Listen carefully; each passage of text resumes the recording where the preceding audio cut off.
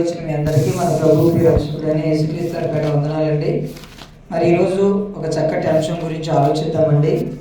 అంశం ఏంటి అంటే, ఫలమిచ్చు చెట్టువ నరకబడిన మొద్దువ.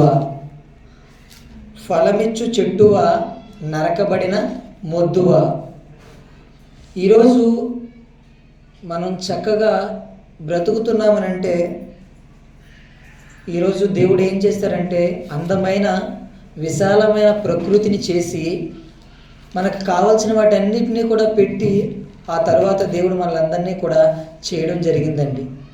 అయితే ఇందులో ఏది కూడా లేకుండా నాకు ఇది లేదు అనే మాట మనం ఏది కూడా అనడానికి వీలు లేకుండా దేవుడు ఈ విశాలమైన ప్రకృతిని చేసి మనకు కావాల్సిన వాటన్నిటినీ కూడా అందులో పెట్టడం జరిగిందండి. అయితే మరి అవన్నీ కూడా దేని కొరకు, వాటన్నిటిని దేవుడు దేని కొరకు చేశారు అని అంటే, తన పిల్లలైన మనందరి గూర్చి మనలందరినీ ప్రేమించి తన పిల్లలైన వారికి ఎలాంటి లోటు లేకుండా ఉండడానికి దేవుడు చేయడం జరిగిందండి. అయితే మరి కేవలం మన కోసమే చేశారా, ఆ ఒక్కదాని గురించే చేశారా అంటే కేవలం ఆ ఒక్కదాని గురించే కాదండి. అంటే తన పిల్లలుగా మన అందరి గురించి చేశారు, ఇది వాస్తవమే. దీంతో పాటు మరొక కారణం కూడా ఉంది. ఏంటి అంటే, ఏదైతే దేవుడి ప్రకృతిని చేశారో ఆ ప్రకృతిలో మన కళ్ళ ముందున్న వాటన్నిటిని బట్టి కొన్ని పాఠాలు కూడా మనం నేర్చుకోవాలని దేవుడు వాటిని పెట్టడం జరిగిందండి. అంటే అవన్నీ కూడా దేవుడు తన పిల్లలైన వారందరికీ కూడా ఈ ప్రకృతిని అంతా ఉపయోగపడాలి. అదేవిధంగా ఏ ప్రకృతిలో అయితే వాళ్ళు ఉంటున్నారో ఆ ప్రకృతి ద్వారా కొన్ని పాఠాలు కూడా దేవుడు నేర్పించాలని దేవుడి ప్రకృతిని పెట్టడం జరిగిందండి. అయితే ఈరోజు మరి మొక్కలు కానివ్వండి, చెట్లు అంటే చెట్టు యొక్క ప్రారంభ దశ ఏంటి అంటే మొక్కలు. ఆ మొక్కలకి ఇంకా ప్రారంభ దశానికి వెళ్తే ఏంటి అని అంటే విత్తనం. అయితే మరి మొక్కలకు మనుషులకు సంబంధం ఉందా అని అంటే, మట్టిలో పుట్టిన మొక్కకు మట్టి దేహంతో తయారు చేయబడి మనిషికి కూడా సంబంధం ఉందండి. ఎలా సంబంధం ఉందో బైబిల్లో కొన్ని మాటలను చూసి మరి మనం ముందుకు వెళ్ళగలిగితే, కీర్తనల గ్రంథము 144వ అధ్యాయము 12వ వచనం మనం చూడగలిగితే, కీర్తనల గ్రంథము 144వ అధ్యాయము కీర్తనల గ్రంథము 144వ అధ్యాయము 12వ వచనం మనం చూడగలిగితే, మా కుమారులు తమ యవ్వన కాలమందు ఎదిగిన మొక్కల వలె ఉన్నారు.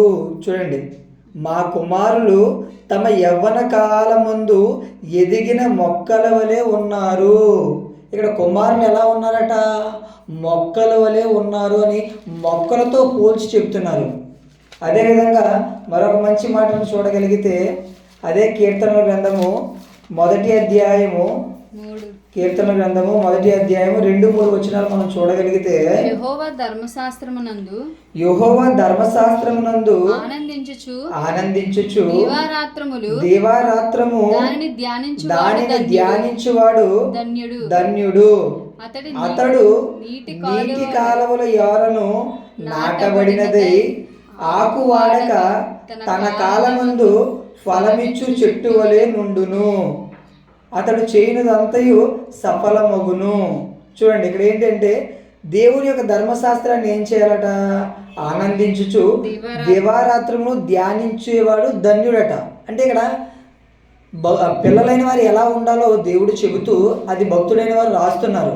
దావీదు గారు రాస్తూ ధర్మశాస్త్రాన్ని, అంటే దేవుడిచ్చిన బైబిల్ ఏం చేయాలంటే ఆయన ఏం చేశారంటే ప్రతిరోజు కూడా ఆనందపడుతూ, వాక్యంలో ఆనందపడుతూ ధ్యానించారట. అలా ధ్యానించేవారు ధన్యుడని కూడా చెప్పుకుంటూ వస్తూ, అలా ధ్యానించేవారు ఎలా ఉంటారట? నీటి కాలువల యోరను నాటబడినదై ఆకు వాడక తన కాలమందు ఫలమిచ్చు చెట్టు వలె ఉండును.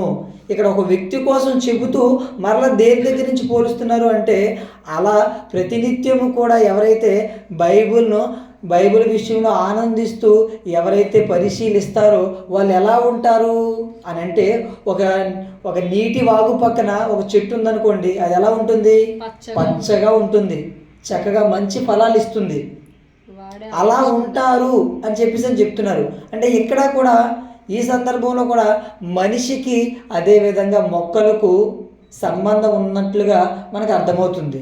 మరి ఒక ఉదాహరణ కూడా చెప్తానండి. ఏంటి అని అంటే, మరి చాలామంది యవ్వన కాలంలో ఉన్న తర్వాత వాళ్ళ యొక్క పిల్లలు ఏదైనా ప్రమాదవశాత్తు ఎక్కడైనా మరణించారనుకోండి, ఒక రోడ్ యాక్సిడెంట్లో కానివ్వండి, ఏదైనా లేదంటే అనారోగ్యంతో కానివ్వండి, వాళ్ళు చనిపోయినప్పుడు వీళ్ళు ఏమని అంటారంటే, చెట్టంత కొడుకును కోల్పోయామండి అని చెప్పేసి చెప్తుంటారు. ఇంతకీ చెట్టు మనిషి ఒకటా? కాదు.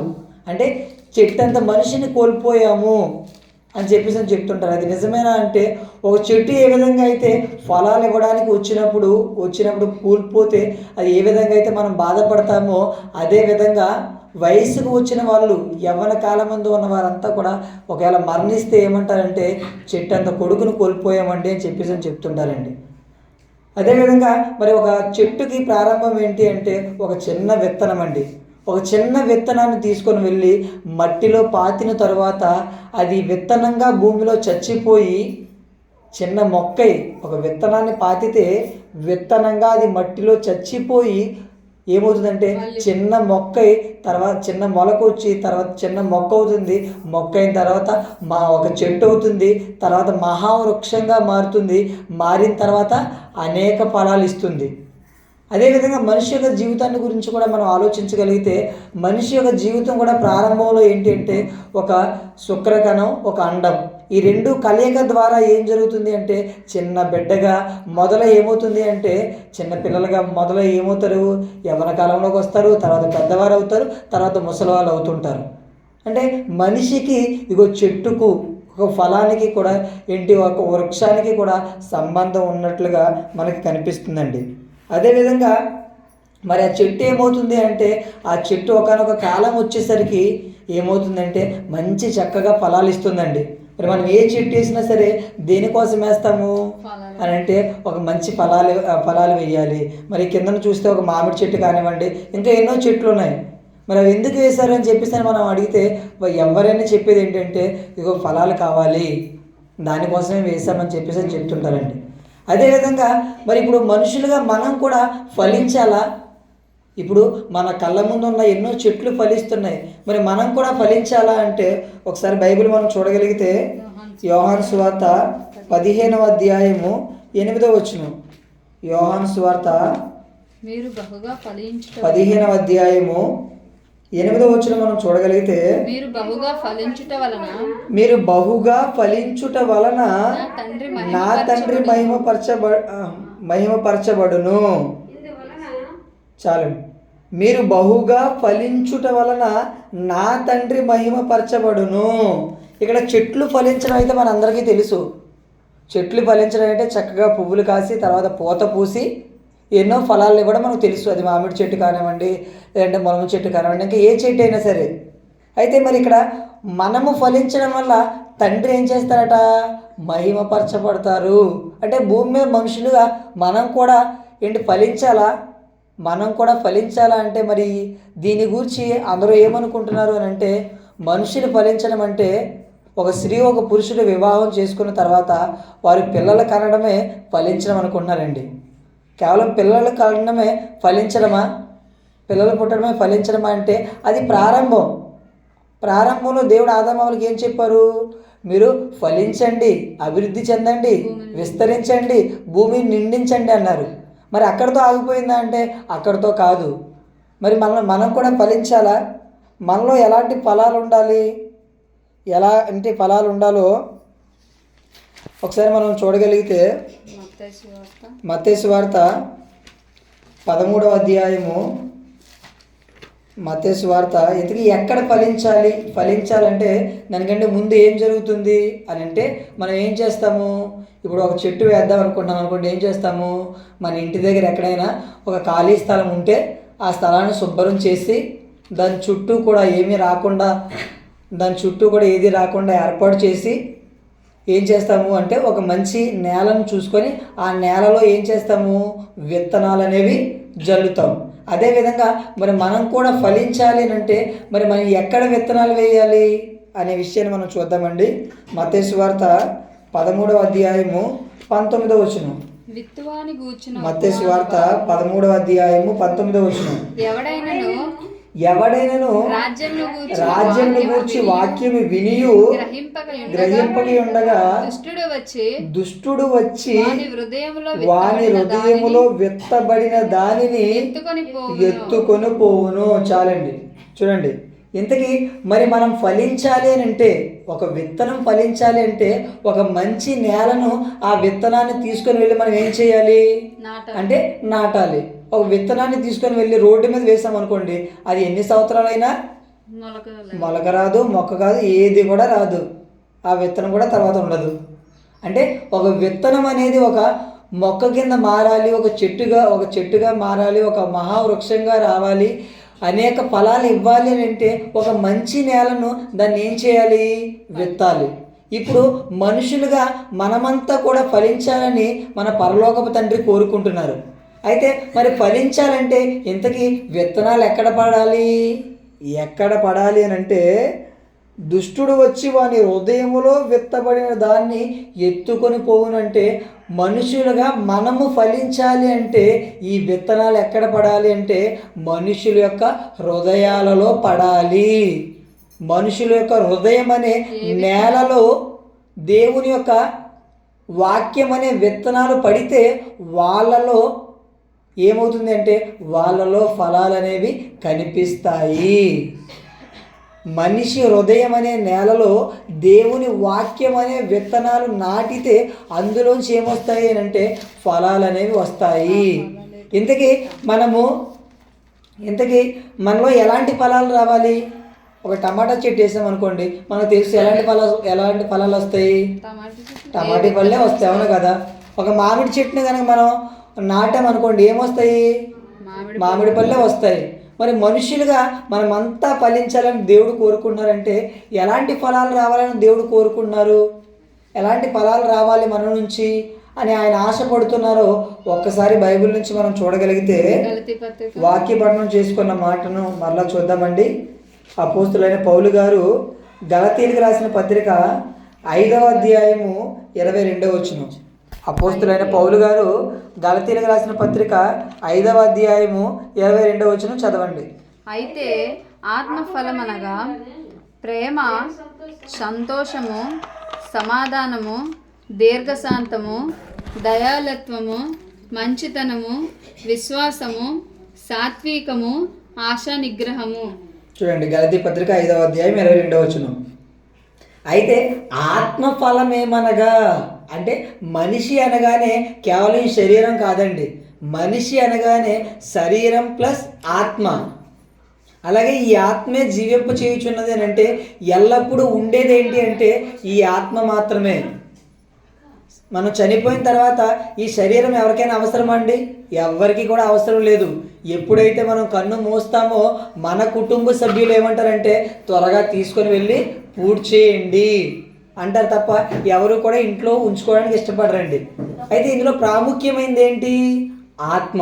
అయితే ఆత్మ కూడా ఫలించాలా అంటే ఆత్మ కూడా ఫలించాలి. మరి ఇంతకీ ఎలాంటి ఫలాలు రావాలి మన నుంచి? ఎలాంటి ఫలాలు రావాలంటే అయితే ఆత్మ ఫలం ఏమనగా ప్రేమ, సంతోషము, సమాధానము, దీర్ఘశాంతము, దయాలత్వము, మంచితనము, విశ్వాసము, సాత్వికము, ఆశా నిగ్రహము. ఈ 9 ఆత్మ ఫలాలు కూడా మనలో ఉండాలని పరలోకములో ఉన్న దేవుడు మనందరి నుంచి కోరుకుంటున్నారండి. మరి ఆత్మఫలాలు ఉన్నాయా? మనలో ప్రేమ ఉందా? తర్వాత సంతోషం ఉందా? ఇందుకే సంతోషం అంటే ఏ సంతోషము? లోక సంబంధమైన సంతోషము. కుటుంబం అంతా కూడా లోకం కోసం బ్రతికే సంతోషం కాదు. రెఫరెన్స్లు చాలా ఎక్కువ ఉన్నాయి, అందుకని నేను ఏది రెఫరెన్స్ చెప్పకుండా చెప్తున్నాను. ఈ సంతోషం ఏ సంతోషం అంటే లోకంలో సంతోషంగా ఉండేది కాదండి, దేవునిలో సంతోషించాలి. అదేవిధంగా ఇంకెప్పుడు సంతోషించాలంటే మనం దేవుని కోసం బ్రతికేటప్పుడు శ్రమలు వస్తాయి. మనం దేవుని కోసం బ్రతికేటప్పుడు ఏమంటారంటే అందరూ కూడా మనల్ని హేళన చేస్తారు. అలాంటప్పుడు ఏం చేయాలంటే దేవుడు సంతోషించమని చెప్పారు. అంటే దేవునిలో సంతోషించాలి. దేవుని కోసం బ్రతికేటప్పుడు శ్రమలు వస్తాయి, అలాంటప్పుడు కూడా మనం సంతోషించాలి. తర్వాత సమాధానం అంటే ఒకరితో ఒకరు ఐక్యత కలిగి, ఒకరితో ఒకరు ఐక్యత కలిగి. ఒక కుటుంబంలో ఎలా ఉంటారు? తల్లి, తండ్రి, పిల్లలు, భార్య అంతా కూడా ఎలా ఉంటారు? అంతా ఒక్కటిగా ఉంటారు. అలాగే మనం ఈ సమాజంలో ఎలా ఉండాలంటే అందరితో ఒక్కటిగా ఉండాలి. ఎందుకంటే భూమి మీద ఉన్న మనుషులంతా కూడా ఎవరో బయట వాళ్ళు కాదు. అందరూ ఒకే దేవుడి నుంచి వచ్చిన వారము, అందరూ ఒకే తండ్రి నుంచి వచ్చిన వారు కాబట్టి అందరూ కూడా ఒక్కటే. కాబట్టి సాధ్యమైనంత వరకు కూడా అందరితో సమాధానంగా మంచిగా ఉండడానికి మనం ప్రయత్నం చేయాలి. అదేవిధంగా దీర్ఘశాంతము, మనకి శాంతమే ఉండదు, ఇంకా దీర్ఘశాంతం అంటే ఇంకా పెద్దది. మరి ఎవరైనా ఏదన్నా అన్నారనుకోండి, మనం వెంటనే ఒప్పుకుంటామా? అస్సలు ఒప్పుకోము. కానీ మనం ఏం చేయాలంటే మనలో దీర్ఘశాంతం ఉండాలి. మరి ఇది ఎక్కువగా ఎవరిలో కనబడుతుందంటే పరలోకంలో ఉన్న దేవునిలో కనిపిస్తుందండి. నిజంగా ఒక విషయం మనం ఆలోచించగలిగితే, ఈరోజు భూమి మీద ఉన్న జనాభా 800 కోట్ల మంది కంటే ఎక్కువ మంది ఉన్నారండి. అయితే 800 కోట్ల మంది కంటే ఎక్కువ మంది ఉన్న ఈ జనాభాలో పరలోకంలో ఉన్న దేవుడే భూమి మీద ఉన్న మనుషులందరినీ పంపించి ఆయన కోసం బ్రతకమని ఈ సృష్టిని చేస్తే, ఆయన కోసం బ్రతికేవారు ఎంతమంది అంటే వేళ్లలో లెక్క పెట్టుకోవచ్చు. అంటే చాలా తక్కువ. చాలా ఎక్కువ మంది దేవుని కోసం బ్రతకకుండా వాళ్ళ ఇష్టానుసారంగా వాళ్ళు బ్రతుకుతున్నారు. వాళ్ళ ఇష్టానుసారంగా వాళ్ళ బ్రతుకుతూ దేవుని కొరకు బ్రతకలేనప్పటికీ కూడా దేవుడు అందరి ఎడల కూడా దీర్ఘశాంతంగా కలిగి ఉన్నారు. ఎందుకంటే భూమి మీద ఉన్న వాళ్ళంతా కూడా నా పిల్లలే, ఏదో ఒక రోజు మారుతారు, ఈ రోజు కాకపోయినా రేపైనా సరే నా మాటలు తెలుసుకొని వారంతా కూడా మార్పు చెంది నా దగ్గరికి వస్తారన్న దీర్ఘశాంతంతో దేవుడు ఉన్నారు. కాబట్టి ఈరోజు మనం అంతా కూడా భూమి మీద బ్రతకగలుగుతున్నాం. ఒకవేళ మనలాగే దేవుడు కూడా ఆవేశపరుడైతే, అంటే మనం ఎవరినైతే ఏ విధంగా అయితే సహించమో, శాంతం లేకుండా ఉంటామో, అలాగే దేవుడు కనుక ఉంటే ఈరోజు భూమి మీద ఒక్క మనిషి ఉండడండి. కానీ మరి ఈ లక్షణం మనలో కూడా ఉండాలా అంటే, మరి మనమంతా దేవుడి నుంచి వచ్చామంటే దేవునికి ఎలాంటి లక్షణాలు ఉన్నాయో అలాంటి లక్షణాలు మనలో, తన పిల్లలైన వారిలో మనలో కూడా ఉండాలని దేవుడు కోరుకుంటున్నారండి. ఏమంటే ఇది తప్ప? ఒక తల్లిదండ్రులైన వారు ఇరువురు కూడా మంచివారు అనుకోండి, వాళ్ళ యొక్క పిల్లల విషయంలో ఏమని కోరుకుంటారు? మా పిల్లలు చెడిపోయినా పర్లేదండి, ఎలా తిరిగినా పర్లేదు అనుకుంటారా? అనుకోరు. ఏమనుకుంటారంటే మాలాగే మా పిల్లలు కూడా మంచిగా ఉండాలి, సమాజంలో మంచి పేరు తీసుకొని రావాలని అనుకుంటారు. మరి దేవుడు కూడా అదే కోరుకుంటున్నారండి. తర్వాత దయాలత్వం, అంటే దయ కలిగి ఉండాలి. తర్వాత మంచితనము, ఈ మంచితనం కూడా మనకు ఉండాలి. అదేవిధంగా విశ్వాసము, దేవుని మనం నమ్మాలా అంటే దేవుని నమ్మాలి. ఈరోజు ఎంత చక్కగా మరి అన్నీ కూడా అనుభవిస్తున్నామంటే కేవలం దేవుని దయ వల్లే. అలాంటి దేవుడు కూడా లేడని మరి కొంతమంది మూర్ఖులు మాట్లాడతారండి. మరి దేవుడు ఉండడం వల్లే ఈరోజు మనం ఏంటి అంటే ఎంత చక్కగా అన్నీ అనుభవిస్తున్నాము. దేవుడు లేకపోతే ఇదంతా కూడా జరగదు. అదేవిధంగా సాత్వికము మనలో ఉండాలి. ఆశా నిగ్రహం అంటే ఆశను నిగ్రహించుకోవాలి. అంటే మన యొక్క కోరికలను ఏం చేయాలి అంటే కంట్రోల్ చేసుకోవాలి, అదుపు చేసుకోవాలి. లోకంలో ఎన్నో ఉంటాయి. ఏదైనా చూసామనుకోండి, ఈ కళ్ళు ఎలాంటివి అంటే ఏదైనా చూసామనుకోండి కావాలనుకుంటుంది. లోకంలో ఏమున్నాయంటే చెప్తారు, లోకంలో ఉన్నదంతా శరీరాశయు, నేత్రాశయు, జీవపు డంబం అంటారు. శరీరాశ అంటే శరీరానికి కావాల్సినవన్నీ కూడా కావాలని కోరుకుంటుంది. నేత్రాశ కంటితో చూసినవన్నీ కావాలనుకుంటుంది. జీవపు డంబం అంటే ఈ జీవితంలో కూడా చాలా చక్కగా గొప్పగా ఉండాలి, గొప్పగా బ్రతకాలని ఈ జీవితం కొరకు కూడా ఆలోచిస్తుంది. కానీ వీటన్నిటినీ దేవుని పిల్లలుగా మనం ఏం చేయాలంటే కంట్రోల్ చేసుకోవాలి. ఆశా నిగ్రహం అంటే ఆశలను, కోరికలను నియంత్రించుకోవాలి, కంట్రోల్ చేసుకోవాలి.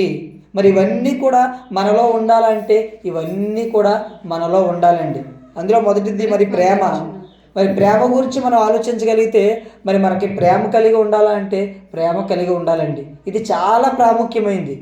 మరి లోకంలోకి భూమి మీద ఉన్న మనుషులందరినీ కూడా దేవుడు పంపించిన తర్వాత వాళ్ళంతా కూడా ఈ లోకంలోనికి వచ్చిన తర్వాత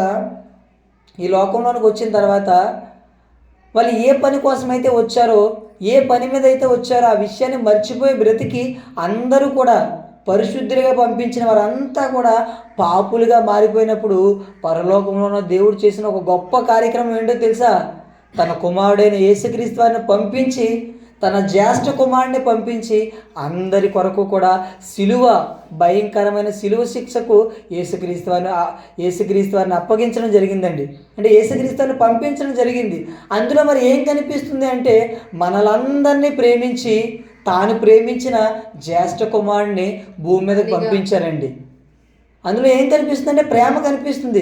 నా పిల్లలైన వారంతా కూడా ఇదిగో పాపులుగా మారిపోయి నరకానికి వెళ్ళిపోతున్నారు, వారందరినీ కాపాడుకోవాలి, నా వద్దకు రావాలి. మరి ఎవరు వెళ్తారంటే, తండ్రి నేను వెళ్తాను, భూమి మీదకు వెళ్ళి నా సోదరుని నా సోదరి వాళ్ళందరినీ కూడా నేను కాపాడుతానని యేసుక్రీస్తు వారి భూమి మీదకి వచ్చి ఆయన కూడా మనల్ని ప్రేమించి మన కోసం 33.5 సంవత్సరాలు ఈ భూమి మీద పరిశుద్ధుడుగా నిర్దోషిగా ఎంతో మంచిగా బ్రతికి అందరి కొరకు చనిపోయాడండి. మరి అలాంటి ప్రేమ మనలో కూడా ఉండాలంటే ఆ ప్రాణం పెట్టిన యేసుక్రీస్తు వారే ఏం చెప్తున్నారో చూద్దామండి. యోహాను రాసిన మొదటి పత్రిక 3వ అధ్యాయము 16వ వచనం. యోహాను గారు రాసిన మొదటి పత్రిక 3వ అధ్యాయము 16వ వచనం మనం చూడగలిగితే, ఆయన మన నిమిత్తము తన ప్రాణము పెట్టెను గనుక దీని వల్ల ప్రేమ ఎట్టిదని తెలుసుకొనుచున్నాము. మనము కూడా సహోదరుల నిమిత్తము మన ప్రాణములను పెట్టబద్దులమై ఉన్నాము. చూడండి ఏం చెప్తున్నా అంటే, యేసుక్రీస్తు వారు మన కోసం ఆయన ప్రాణాన్ని పెట్టారు. ఇంతగా ఆ ప్రాణం పెట్టడం దాంట్లో ఏం కనిపిస్తుంది అంటే ప్రేమ ఏంటో తెలుసుకున్నాము. అదేవిధంగా ఏమంటున్నారంటే, మనము కూడా సహోదరుల నిమిత్తము ప్రాణం పెట్టబద్దులమే ఉన్నామంటే యేసుక్రీస్తు వారు చెప్పింది ఏంటి అని అంటే, నేను ఏ విధంగా అయితే మిమ్మల్ని అందరినీ ప్రేమించి ప్రాణం పెట్టానో మీరు కూడా మీ సోదరులైన వారందరినీ కూడా ప్రేమించి ప్రాణం పెట్టాలి. ప్రేమించి ఏం చేయాలి? ప్రాణం పెట్టాలి. మరి ఇంతకీ ప్రాణం పెట్టేంత స్థితిలోకి వెళ్ళామా? మొదట ప్రేమిస్తే తర్వాత ఏం చేస్తాము? ప్రాణం పెడతాము. మరి ప్రేమించడం అంటే ఏం ప్రేమించడము? వాళ్ళకి ఆహారం లేకపోతే ఆహారం ఇవ్వడం, బట్టలు లేకపోతే బట్టలు ఇవ్వడం, ఇదేనా? ఇది కూడా ప్రేమే. కానీ దీనికంటే ప్రాముఖ్యమైనది ఒకటి ఉంది. ఏంటి అని అంటే, భూమి మీదకు మనిషి దేని కొరకు పుట్టాడు, దేనికోసం వచ్చాడు, ఎలా బ్రతుకుతున్నాడు, ఎలా బ్రతకాలి, చనిపోతే ఏం జరుగుతుందో ఇవన్నీ తెలుసుకోకుండానే మనిషి యొక్క జీవితాన్ని ముగించేసుకుంటున్నారండి. అలాంటి వారికి ఏం చేయాలి అని అంటే, మనం వెళ్ళి ఇదిగో నువ్వు పుట్టింది దేవుని కోసం పుట్టావు, దేవుని పని కోసం పుట్టావు, దేవుని కోసం బ్రతకాలి, మంచిగా బ్రతకాలి. అదేవిధంగా చనిపోయిన తర్వాత మరొక బ్రతుకుంది. యేసుక్రీస్తు వారు కూడా భూమి మీదకి వచ్చి 33.5 సంవత్సరాల బ్రతికి చనిపోయి తిరిగి లేచాడు. మనకు కూడా మరొక బ్రతుకుంది. దేవుని నమ్మకుండా మనం చనిపోతే కన్ను మూస్తే ఎక్కడికి వెళ్తామంటే భయంకరమైన పాతాళ లోకానికి వెళ్తామని ఈ మాటలన్నీ కూడా వాళ్ళకి చెప్పి వాళ్ళందరినీ కూడా మేలుకొల్పాలి. మరి ఇది మేలుకొల్పాలంటే మనం ఏం చేయాలి? ఒక మనిషిని మనం ప్రేమించడం అంటే ఏంటంటే, ఆ వ్యక్తి యొక్క ఆత్మ నరకానికి వెళ్ళిపోకుండా ఆ వ్యక్తిని రక్షించే మాటలు చెప్పడమే ప్రేమ. ఇందులో ఏ స్థాయికి వెళ్ళాలి అంటే, చివరికి ఏ దశలోకి వెళ్ళాలంటే, చివరికి ఆ వ్యక్తిని రక్షించడానికి అవసరమైతే మన ప్రాణాన్ని అయినా పెట్టాలి, ఆ స్థాయిలోకి వెళ్ళాలి. అంటే ప్రేమలో ప్రారంభం ఏంటి అని అంటే, దేవుని గూర్చిన మాటలు ఏం చేయాలంటే వారందరికీ చెప్పాలి. అందుకని మరి ఇక్కడ JBRC సేవానగర్ ద్వారా ఏం చేస్తుంటారంటే, ప్రతి వారం కూడా సువార్తను ప్రకటించాలి. మరి నిన్న కూడా సువార్త ప్రకటించాలి. వాతావరణం అనుకూలంగా లేదు కనుక, ప్రతికూలంగా ఉంది కనుక సువార్తను క్యాన్సిల్ చేయడం జరిగింది. మరి ఎందుకు ప్రతి వారం కూడా వీళ్ళు సువార్తకు వెళ్తున్నారంటే, వాళ్ళ దగ్గర డబ్బులు ఎక్కువైపోయి కాదండి. అదేవిధంగా వాళ్ళకి పనులు కూడా లేకుండా కాదు. ఎన్నో పనులు ఉన్నప్పటికీ వాటన్నిటిని కూడా పక్కన పెట్టి మరి డీజిల్ కానివ్వండి, వాళ్ళకి స్నాక్స్ కానివ్వండి, ఎంతో దూరం నుంచి వచ్చి ఎందుకు వెళ్తున్నారు? ఎందుకు ఈ సువార్త కార్యక్రమాన్ని ప్రతి వారం పెట్టాలి అంటే, దేవుని మాటలు తెలియకుండా నాశనానికి వెళ్ళిపోయేవారు అనేక మంది ఉన్నారు. వారందరినీ కూడా కాపాడాలని దేవుడు అప్పగించిన బాధ్యతను బట్టి ప్రతి వారం కూడా సువార్తకు వెళ్ళడం జరుగుతుందండి.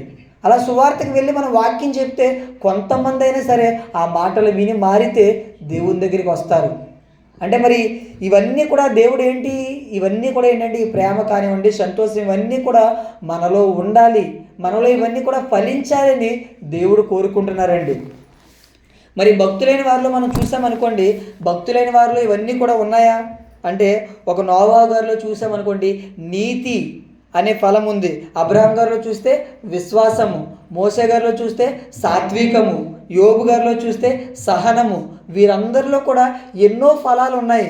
మరి మన దగ్గరికి వచ్చేసరికి ఏమైనా ఫలాలు ఉన్నాయా? మరి మన ప్రభు అయిన యేసుక్రీస్తు వారు కూడా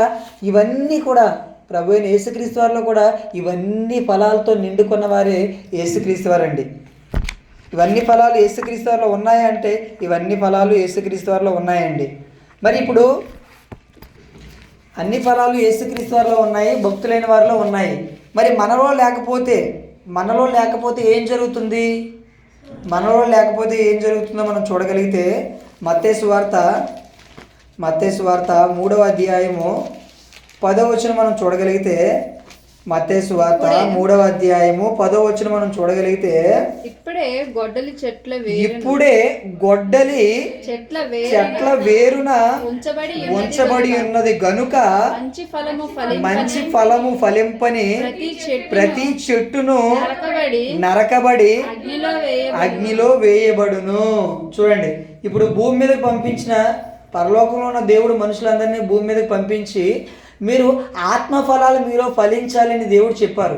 చెప్పిన తర్వాత ఒకవేళ ఈ ఫలాలు కనుక మనలో ఫలించకపోతే ఏం జరుగుతుందని ఇక్కడ దేవుడు రాయించారో చూడగలిగితే, ఇప్పుడే గొడ్డలు ఎక్కడుందట?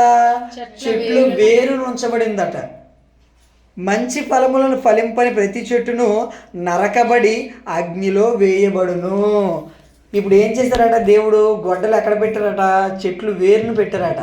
ఇక్కడ ఒక చెట్టుని మనం శాశ్వతంగా లేకుండా చేయాలంటే ఎక్కడ నరకాలి? చెప్పండి. మరి మీరు చెప్తేనే నేను ముందుకు వెళ్తాను. చెప్పండి. ఒక చెట్టుని మనం నరకాలనుకున్నప్పుడు కొమ్మలు నరకాలా, లేదంటే మధ్యలోకి నరకాలా? ఎక్కడ నరికితే ఇంకా చెట్టు లేకుండా పోతుంది? చెప్పండి, ఎవరు చెప్పట్లేదు. వేర్లు. ఒక చెట్టుకి ప్రారంభం ఏంటి అంటే, మూలం ఏంటి అంటే వేర్లు.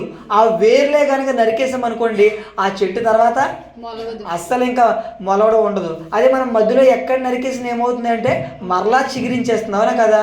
ఇప్పుడు దేవుడు ఏమంటున్నారంటే, ఏదైతే ఆత్మఫలాలు దేవుడు ఫలించమని చెప్పారో ఆ ఫలాలు కనుక మనలో ఫలించకపోతే గొడ్డలు ఎక్కడుందట? చెట్లు వేరును ఉంచబడి ఉందట. అంటే ఏంటి అని అంటే, మన దగ్గరే చెట్లు వేరును ఇప్పుడు చెట్టు నరికేయాలంటే వేర్ల దగ్గర గొడ్డలు పెట్టామనుకోండి, వేర్లు నరికేస్తే ఇంక చెట్టు పని అయిపోయింది. ఇప్పుడు మనకి కూడా ఏంటి అని అంటే, అలాంటి ఫలాలు ఫలించకపోతే మనల్ని కూడా దేవుడు నరికేస్తాను అంటున్నారు. నరికేసి ఎక్కడికి వెళ్ళిపోతాము? నరకబడి అగ్నిలో పడి. ఏమని చూడండి 10వ వచనంలో, ఇప్పుడే గొడ్డలి చెట్ల వేరున మంచి ఫలములు ఫలించిన ప్రతి చెట్టును నరకబడి అగ్నిలో వేయబడి. అంటే ఎవరైతే దేవుడు చెప్పినట్లుగా బ్రతకకపోతే వాళ్ళని నరికేసి అగ్నిలో వేసేస్తారట. మరి ఇది న్యాయమేనా అంటే ఒక చక్కటి ఉదాహరణ చెప్తాను. మన ఇంటి దగ్గర ఒక ఖాళీ స్థలం ఉంది. ఖాళీ స్థలంలో చక్కగా మంచి శుభ్రంగా సిద్ధం చేసి దాని చుట్టూ కూడా ఒక కంచెని వేసి ఒక మొక్కను నాటామనుకోండి, అది మొక్క అయింది. మొక్క నుంచి అలా ఎదుగుతుంది. ఎదిగిన తర్వాత ఇప్పుడు ఫలాలు ఇవ్వాలి. ఇలా ఫలాలు ఇచ్చే సమయంలోనే అలా మనం చూస్తున్నాం. ఇంకా నెక్స్ట్ ఇయర్ ఇంకా కాయలు కాసేస్తుంది అనుకుని మనం చూస్తున్నాం అనుకోండి, కాయలు కాయట్లేదు అనుకోండి, ఏం చేస్తాము? ఇంకొక సంవత్సరం చూస్తాం. తర్వాత ఇంకా కాయలు కాయట్లేదు అనుకోండి, ఇంకొక సంవత్సరం చూస్తాం. ఇంకా కాయలు కాయట్లేదు అనుకోండి, ఇంకొక సంవత్సరం చూస్తాం. ఇంకా 4 సంవత్సరాలు చూసాము, ఏ కాయలు కూడా కాయట్లేదు అనుకోండి, ఇంకేం చేస్తాము? ఇంకేం చేస్తాము? చెట్టు చాలా బాగుంది, చాలా ఎక్కువ కాయలు కాస్తుందని ఉంచుకుంటామా? ఎందుకు ఈ పనికిరాని చెట్టుని, ఎందుకు ఇది కాయలేంది, ఇది నరికేసి పొయ్యిలో పెట్టేస్తే పొయ్యిలో కన్నా పనికొస్తుందని ఏం చేస్తారు? నరికేసి పొయ్యిలో పెట్టేస్తామనా కదా? అంటే భూమి మీద మనుషులుగా ఉన్న మనమే ఒక చెట్టును నాటినప్పుడు, ఒక మొక్కను నాటినప్పుడు అది ఫలాలు ఇవ్వలేనప్పుడు మనం ఏం చేస్తున్నాం అంటే మనమే నరికేసి పొయ్యిలో ఏ విధంగా అయితే పెట్టేస్తున్నామో పరలోకంలో ఉన్న దేవుడు కూడా ఇదే నిర్ణయం తీసుకుంటారట. ఏం తీసుకుంటారు అని అంటే, ఎవరైతే మంచి ఫలాలు ఫలించరో వారిని, చెడ్డ ఫలాలు ఫలించే వారి ఇరువురిని కూడా ఏం చేస్తారంటే నరికేసి, మనమైతే నరికేసి పొయ్యిలో పెట్టేస్తాము, దేవుడు ఎక్కడ పెట్టేస్తారు? నరకంలో పడిచేస్తారు. నరకంలో పడిచేస్తే ఎలా ఉంటుంది? అక్కడ ఏడుపు పండ్లు కొరకడం తప్ప ఇంకేది కూడా ఉండదు. అనంతకాల శిక్షలోనికి దేవుడు నెట్టివేస్తారు. ఎప్పుడు? భూమి మీద మనం ఎలాంటి ఫలాలు కూడా ఫలించలేనప్పుడు, భూమి మీద ఎలాంటి ఫలాలు ఫలించలేనప్పుడు. మరి అపవాది కూడా పరలోకంలో ఏంటి ప్రారంభంలో అంటే ఒక ప్రధాన దేవదూత, అంటే ఒక మంచి క్యాడర్లో ఉన్న ఒక దేవదూత. ఏంటి? అపవాది. అది కూడా ఏం చేసింది అని అంటే మరి దేవుని దగ్గరే పరలోకంలో ఉంటూ తిరుగుబాటు చేయాలన్న ఆలోచన దాని యొక్క మదిలో వచ్చినప్పుడే దేవుడు ఏం చేశారంటే దాన్ని నరికేశారు. దేవుడు దాన్ని నరికేసి ఎక్కడ పడిచేశారంటే పాతాళ లోకంలో, నరకంలో పడిచేశారు.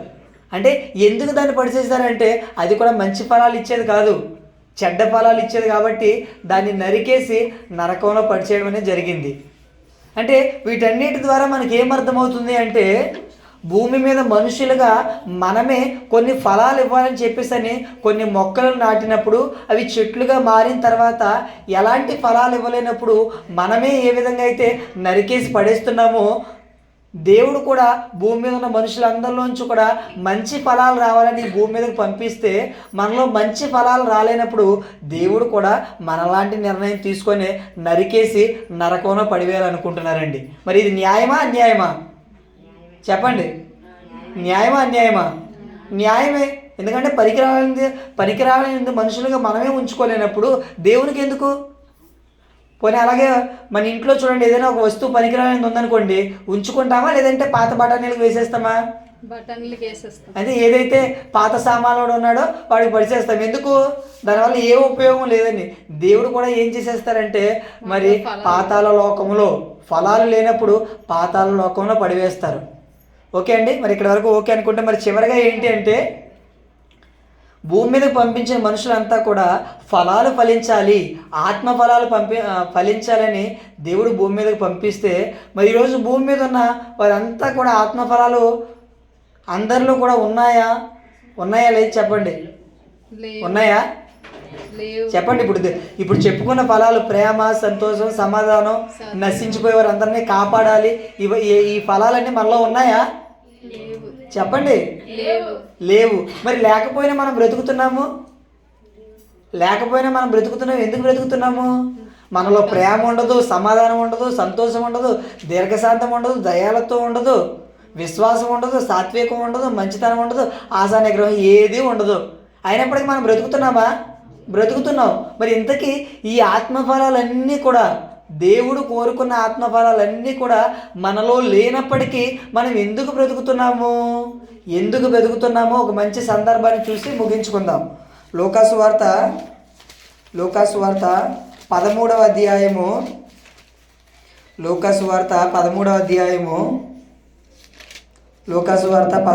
6వ వచనం నుంచి నేను చదువుతాను, మీరు చూడండి. లూకాసు వార్త 13వ అధ్యాయం 6వ వచనం నుంచి నేను చదువుతాను, చూడండి. మరియు ఆయన వారితో ఈ ఉపమానం చెప్పాను. ఒక మనుషుని ద్రాక్ష తోటలో అంజూరపు చెట్టు ఒకటి నాటబడి ఉండెను. అతడు దాని పండ్లు వెదక వచ్చినప్పుడు ఏమీ దొరకలేదు గనుక అతడు, ఇదిగో 3 ఏండ్ల నుంచి నేను ఈ అంజూరపు చెట్టును పండ్ల వెదకవచ్చుచున్నాను కానీ ఏమీ దొరకలేదు, దీనిని నరికివేయము, దీనివల్ల ఈ భూమి ఎలా వ్యర్థమైపోవాలని ద్రాక్ష తోట మాలితో చెప్పాను. అయితే వాడు, అయ్యా, నేను దాని చుట్టూ త్రవ్వి ఎరువు వేయమట్టుకు ఈ సంవత్సరం అంతయు కూడా ఉండనిమ్ము, అది ఫలించినా సరే, లేని ఎడల నరికి వేయించమని అతనితో చెప్పాను.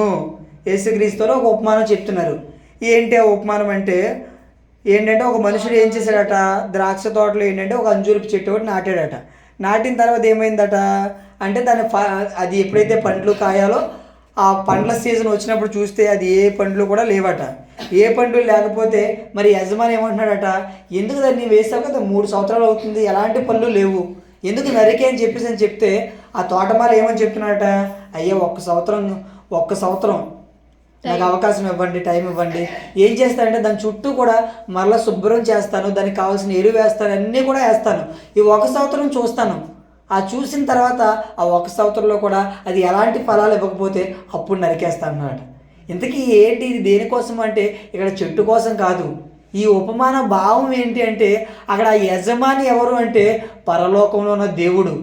ఆ తోటమాలి ఎవరు అంటే యేసుక్రీస్తు వారు. ఇంతకీ ఆ ఫలించవలసిన ఆ చెట్టు ఎవరు అని అంటే భూమి మీద బ్రతుకుతున్న మనము.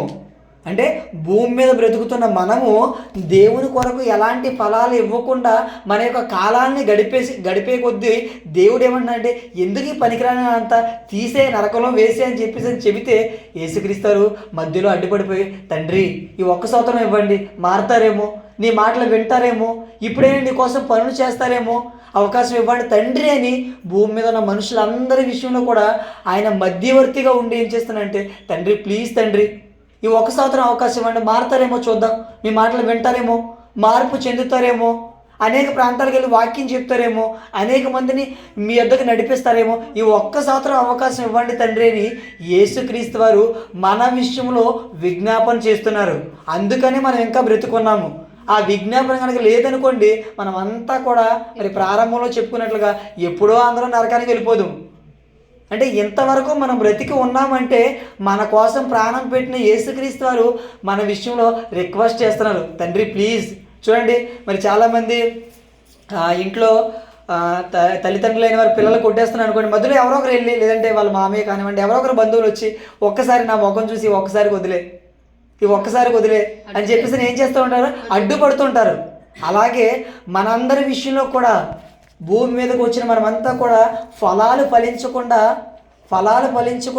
మన బ్రతుకులో మార్పు లేకుండా మన ఇష్టానుసారంగా మనం బ్రతికే ఈ తరుణంలో మనమంతరం కూడా ఇంకా ఎందుకు బ్రతికి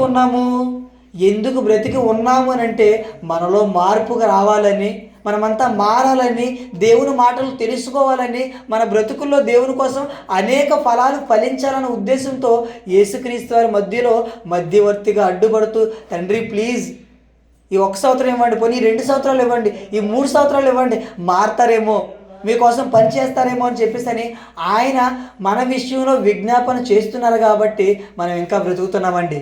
అదే విజ్ఞాపన ఆయన చేయకుండా ఉన్నారనుకోండి, దేవునికి దీర్ఘశాంతం అవసరం లేదు, మనందరినీ కూడా తీసేసి ఎక్కడ వేసేస్తారంటే నరకంలో వేసేస్తారు. కాబట్టి ఫలమిచ్చు చెట్టువా నరకబడిన మొద్దువా అంటే ఫలమిచ్చే చెట్టుకే ఉపయోగం ఉంటుంది, దానివల్లే ప్రయోజనం ఉంటుంది. మరి నరకబడిన మొద్దుకి ఏమైనా ప్రయోజనం ఉంటుందా? ఒక చెట్టు పనికి రావట్లేదండి, నరికేస్తాం, తర్వాత ఏం చేస్తాము, తీసుకెళ్ళి పొయ్యిలో పెడతాం. అలాగే అదే చెట్టు కనుక ఫలాలు ఇచ్చిందనుకోండి, దాన్ని ఉపయోగించుకుంటాం, దాన్ని ఉంచుతాము. అది పనికి రాలేదనుకోండి, పొయ్యిలో పెట్టేస్తాం. అలాగే దేవుడు కూడా భూమి మీదకి వచ్చిన మన ఆయుష్కాలంలో మన వల్ల దేవునికి ఉపయోగపడ్డామనుకోండి, దేవుడు ఉంచుతారు. ఇచ్చిన ఆయుష్కాలంలో మనం ఉపయోగపడ్డామనుకోండి, ఉంచుతారు. ఆ ఇచ్చిన ఆయుష్కాలంలో కూడా ఏ పని కూడా అన్ని మన పనులే మనం చేసుకుంటూ దేవుని పని ఏమీ చేయకుండా మనం పనికిరాని వారిగా ఉన్నామనుకోండి, నరికేసి తీసి పొయ్యిలో పడిసేయమంటాడు. ఎక్కడైతే మనం నరికి పొయ్యిలో పెట్టేస్తామో దేవుడైతే నరకంలో పెట్టేస్తారు. మరి ఈ మాటలన్నీ కూడా మీకు ఎందుకు తెలియజేస్తున్నామంటే మనమంతా కూడా ఎవరు కూడా ఫలాలు లేకుండా నరకానికి వెళ్ళిపోకుండా మనమందరూ కూడా ఫలించే చెట్లుగా ఉండాలన్న మంచి ఉద్దేశంతో మరి కార్యక్రమాన్ని ఏర్పాటు చేసి మాటలు చెప్పడం జరిగిందండి. మరి ఇంత మంచి మాటలు విన్నారు కదా, నిర్ణయం మీదే. ఫలించే చెట్టు వలె ఉండి పరలోకానికి వెళ్తారో, లేదంటే నరకానికి వెళ్తారో నిర్ణయం మీకే విడిచిపెడుతూ ఈ మాటలు ముగిస్తున్నాను. కళ్ళు మూసుకోండి, ప్రార్థన చేసుకుందాం.